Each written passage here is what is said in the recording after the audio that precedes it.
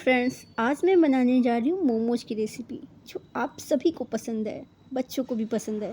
और आप सबके मन में यही आता है कि आखिर मार्केट में मिलने वाली मोमोज जो कि इतने पतले होते हैं, सॉफ्ट होते हैं, कच्चे भी नहीं होते हैं, परफेक्टली स्टीम हो जाते हैं, आखिर इसका क्या राज है। तो चलिए आज मैं आपको बनाकर दिखाऊंगी पूरी टिप्स एंड ट्रिक के साथ कि मार्केट में मिलने वाले मोमोज कैसे एकदम परफेक्टली बन जाते हैं।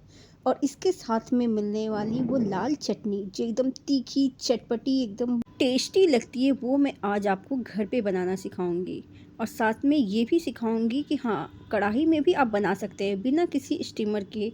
आप अपने नॉर्मल सी कढ़ाई में भी घर पे बना सकते हैं, और वो भी एकदम अच्छी तरीके से, एकदम आसान तरीके से। और हाँ, आपने अभी तक हमारे चैनल को सब्सक्राइब नहीं किया है तो जल्दी से कर लें, ताकि मैं और भी अच्छी अच्छी नई नई रेसिपी आपके लिए लेकर आ सकूं।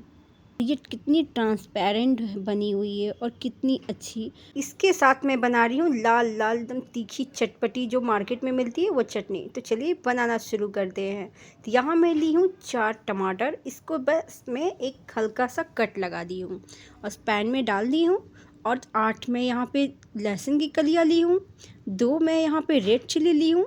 चिली आप अपने टेस्ट के अकॉर्डिंग कम या ज़्यादा कर सकते हैं। मैं थोड़ा कम ली हूँ क्योंकि मुझे बच्चों को भी खिलाना था, इसलिए मैं तीखा थोड़ा कम रखी हूँ। और इन सबको हल्का बॉईल कर देना है। बॉईल करने के बाद बाहर निकालना है और मिक्सी ग्राइंडर में अच्छे से ग्राइंड कर लेना है।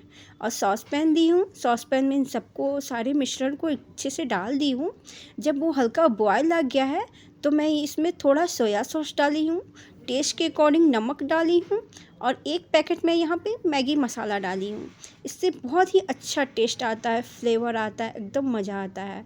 और 10 मिनट तक इसे बॉयल आने तक अच्छी तरह से पकाना है और इसको मोमोज के साथ एंजॉय करना है। इतनी टेस्टी ज़बरदस्त चटनी बनकर तैयार होती है ना, मार्केट में भी बिल्कुल इसी तरह से बनाया जाता है। तो चटनी तो हमारी बन गई, अब इसे साइड में रख लेंगे। अब चलिए इसकी स्टफिंग बना लिया जाए। तो मैं यहाँ ली हूँ 4 बड़े साइज़ का प्याज, इसको मैं अच्छे से बारीक बारीक चॉप कर ली हूँ। और यहाँ मैं 1 कैबेज ली हूँ। 1 कैबेज पूरा नहीं ली हूँ, उसका हाफ ली हूँ, उसको रफली चॉप कर ली हूँ। उसके बाद उसे मैं मिक्सी ग्राइंडर में डाल करके पल्स मोड पे चला दी हूँ। एकदम दरदरा सा अच्छा सा हमारा एक फाइन सा जो मोमोज का वेजिटेबल्स होता है ना, वैसा चॉप हो गया है।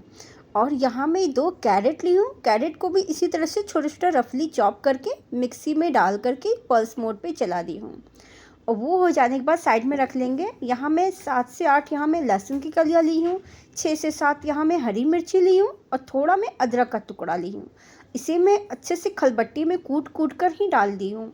क्या होता है कि कूट कर डालने से हल्का दरदरा सा रहता है ना, बीच बीच में मुंह में आते हैं, उसके फ्लेवर अच्छे से भुन जाते हैं तो बहुत ही टेस्टी लगते हैं। इसे हमें ज़्यादा नहीं भुनना है, इसके कच्चापन लहसुन का सारा निकल जाए, अदरक का भी कच्चापन सारा निकल जाए, तब तक हमें इसे भूनते रहना है। जब ये अच्छी तरह से भून जाए तब मैं यहाँ बारीक कटे हुए प्याज डालूँगी।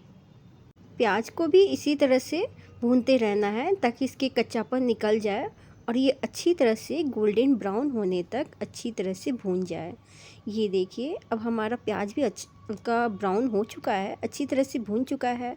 तो यहाँ मैं एक छोटे बाउल में एक बाउल यहाँ मैं सोया सॉस ली हूँ और 1 बाउल में यहाँ पे चिल्ली सॉस ली हूँ, ग्रीन चिल्ली सॉस ली हूँ। इन सबको अच्छी तरह से मिक्स करना है और इसे 5 मिनट तक अच्छी तरह से कुक होने देना है। जब ये अच्छी तरह से कुक हो गया है तो मैं यहाँ पे अपने कटे हुए वेजिटेबल्स को भी ऐड कर दे रही हूँ, जो मैं अभी मिक्सी ग्राइंडर में हल्का दरदरा करके रखी थी। इन सबको अच्छी तरह से मिक्स कर देना है और इसे अच्छी तरह से भूनते रहना है। जब इसके मॉइस्चर आधा कम हो गए हैं तो मैं यहाँ टेस्ट के अकॉर्डिंग नमक डाल रही हूँ। आप अपने अकॉर्डिंग कम या ज़्यादा नमक कर सकते हैं। इन सबको अच्छी तरह से भूनना है जब तक इसके मॉइस्चर चले ना जाए। इन सबके फ्लेवर जब अच्छी तरह से मिक्स हो जाएंगे, मॉइस्चर चले जाएंगे, लेकिन मानिए इतनी टेस्टी ज़बरदस्त इसके स्टफिंग बनकर तैयार होते हैं ना, आप एक बार ज़रूर इस तरह से ट्राई करें। अब चलिए इसकी स्टफिंग तो तैयार हो गई, अब मैं यहाँ डो रेडी कर लेती हूँ। तो एक बड़ी सी बर्तन में मैं यहाँ बड़े बॉल भर के 1 कप मैदा ली हूँ और थोड़ा मैं यहाँ पे ऑयल डाली हूँ।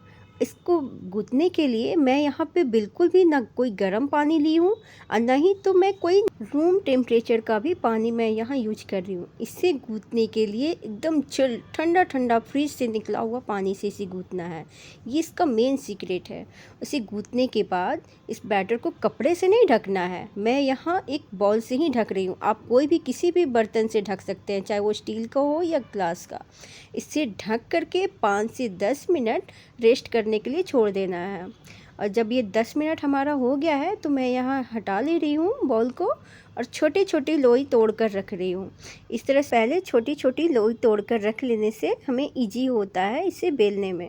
तो छोटी छोटी लोइयों को पहले मैं तोड़ ली हूँ और इसे एक गोला सा शेप देते जाना है, इस तरह से बेलते जाना है। एक छोटा सा पूड़ी के आकार का एक हमें पूड़ी बेल लेना है। उसके बाद 1 चम्मच भर के मैं यहाँ पे स्टफिंग ली हूँ। तो मैं यहाँ से आपको 3-4 से मैं आपको बताऊंगी कि मोमोज को कैसे फिलिंग किया जाता है, कैसे उसे स्टफिंग किया जाता है, उसे किस किस डिज़ाइन में इसे फोल्ड किया जाता है। ये सबसे इजी वाला है। आपने इसे देखा था ना, पहले इसे पूड़ी के शेप का बेल लेना है, फिर इसे हाफ फोल्ड कर देना है और इसे गुजिया के शेप में इसे इस तरह से फोल्ड कर देना है। अब इसे क्या करना है कि उल्टा करके बस फोल्ड कर देना है। तो ये हमारा रोज़ मोमोज बनकर तैयार हो जाएगा।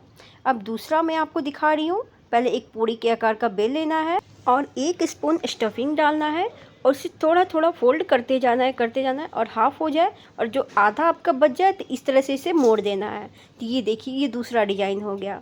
अब मैं आपको तीसरी डिज़ाइन दिखाती हूँ। तो सेम उसी प्रोसेस से एक पूड़ी के आकार का बेल लेना है, 1 चम्मच भर के स्टफिंग डालना है और अंदर की शेप में थोड़ा थोड़ा उसे अंदर फोल्ड करते जाना है और उसे पैक करते जाना है। थोड़ा थोड़ा फोल्ड करते जाना, पैक करते जाना है और राउंड राउंड उसे अब घुमाते रहेंगे।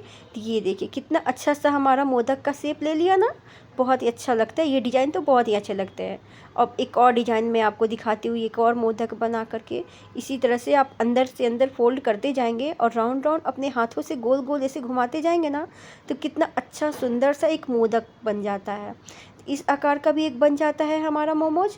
और एक और डिज़ाइन मैं आपको दिखाती हूँ। तो इस तरह से बहुत सारे डिज़ाइन के मोमोज आप अपने हाथों में ही आप बना सकते हैं। आपको किसी भी शेप, किसी चीज़ की ज़रूरत नहीं पड़ेगी। लेकिन मैं आपको सच्ची बताऊं तो मुझे ये वाला बहुत इजी लगता है, ये रोज़ मोमोज। बस इसे गुझिया के आकार का कर देना है, बस हाफ फोल्ड करना है और पीछे से पलट के मोड़ देना है। तो एक अच्छा सा रोज़ का शेप ले लेता है और बहुत जल्दी बन जाता है। और एक ये वाला, ये तो मेरे बच्चों को इसका डिज़ाइन बहुत अच्छा लगता है, तो ज़्यादा मुझसे ये वही बनवाते हैं।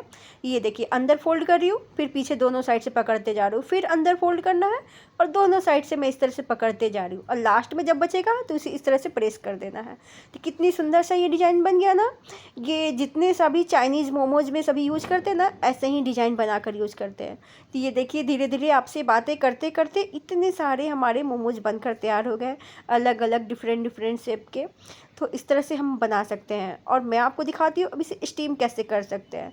तो मैं इसे 2 तरह से कर रही हूँ। एक साइड गैस पे मैं बैठा दी हूँ, इडली वाला जो हमारा मोड है उसमें मैं हल्का सा ऑयल से ग्रीस करके उसमें डाल दी हूँ और उसे ढक दी हूँ 10 से 15 मिनट तक, जब तक वो बाहर से ट्रांसपेरेंट इस तरह से ना दिख जाए। जब वो इस तरह से ट्रांसपेरेंट दिखने लगे ना, तब इसे कर सकते हैं। और दूसरा मैं आपको दिखाती हूँ। एक कढ़ाई ली हूँ, उसमें थोड़ा मैं पानी डाल दी हूँ। जब हल्का बॉइलिंग आ गया है तो मैं उसके ऊपर हल्का तेल से इस तरह से मैं ग्रीस कर ले रही हूँ। हल्का तेल डाल देना है और एक एक करके सारी अपने में बने हुए मोमोज को रखती जा रही हूँ। तो ये रोज़ मोमोज में बहुत सारा बना ली हूँ क्योंकि वो जल्दी बन जाते हैं, उसमें टाइम भी नहीं लगता है। तो बहुत सारा, तो एक साइड में मैं उधर इडली मोड में डाल दी हूँ, दूसरे साइड में इस छन्नी में ही उसे ऑयल से ग्रीस करके सारे मोमोज को मैं डाल दी हूँ। इसमें बहुत सारे मोमोज एक साथ बन जाते हैं और बहुत जल्दी ही बन जाते हैं। 10 से 15 मिनट तक, जब तक उसमें अच्छा सा ट्रांसपेरेंट बाहर से दिखने में ना लगे तब तक इसे पकाना है। अब देखिए, अब मोमोज़ हल्का ठंडा हो गया है तो मैं इसे हाथ में लेकर दिखाती हूँ। ये देखिए एकदम कितने अच्छे एकदम स्टफिंग वाले बने हैं ना मोमोज, अंदर तक पूरे भरे हुए स्टफिंग है। आप 2 या 3 खाएंगे उसी में आपका पेट भर जाएगा। और दूसरा देखिए, मैं इस तरह से दूसरा बैच में बनाई हूँ, उसमें इस डिज़ाइन का सारा बना दी हूँ और ऊपर से मैं यहाँ चिल्ली फ्लेक्स डाल रही हूँ और ऑरिगेनो डाल रही हूँ। इससे इसका टेस्ट और भी अच्छा लगता है। और मार्केट में जो मिलते हैं मोमोज ना, इस तरह से डिस्पोजल प्लेट में इस तरह से डेकोरेट होके मिलते हैं तो खाने में बहुत मज़ा आता है। तो घर में भी जस्ट उसी तरह से मैं कोशिश की हूँ कि आप लोग को उस तरह से दिखा पाऊँ। और दूसरी डिज़ाइन जो मैं बनाई थी इस तरह से प्लेट में आपको चटनी और मेयोनीज़ के साथ सर्व करके दिखाती हूँ। तो इस तरह से बहुत ही अच्छे लगते हैं। ये देखिए ट्रांसपेरेंट मोमोज़ कितने अच्छे दिख रहे हैं ना। आपके भी मोमोज़ बिल्कुल इसी तरह से बनेंगे, बस आप हमारे टिप्स और ट्रिक्स को थोड़े से फॉलो कर लें, बिल्कुल ऐसे ही बनेंगे, एकदम बिल्कुल मार्केट जैसा ही। तो और जो लाल चटनी मैं आपको बताई थी उसके साथ आप इंजॉय करें, एकदम तीखी चटपटी सी, बहुत मज़ा आएगा। तो आपको मेरी वीडियो थोड़ी भी अच्छी लगी हो तो वीडियो को आप एक बार लाइक कर दें, चैनल को सब्सक्राइब कर दें, अपनी फैमिली और फ्रेंड के साथ शेयर कर दें। और अगर आप फेसबुक से देख रहे हो तो पेज को प्लीज़ फॉलो कर दें। अब मिलते हैं एक नई रेसिपी के साथ, तब तक के लिए bye bye and take care.